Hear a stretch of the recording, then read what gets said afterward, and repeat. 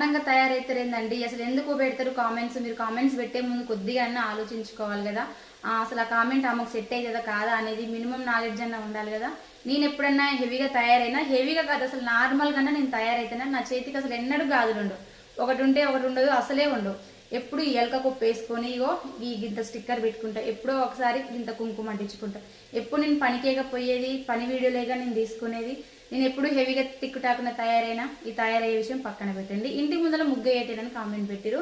ఆ ముగ్గు వేయట్లేను కరెక్టే, ఎందుకు దానికి ఒక రీజన్ ఉంటుంది కదా, అది అర్థం చేసుకోవాలి కదా. మాకు మైల్ అన్నమాట, మా తాతయ్య చనిపోయింది, మా పాలైన ఇంకా తన దహన సంస్కారాలు కూడా కాలేదు. తను చనిపోయి రేపటికి వారం రోజులు. తను ఉండేది అమెరికాలో, ఈరోజు హైదరాబాద్కి వస్తే రేపు దహన సంస్కారాలు అనేవి అవుతవి.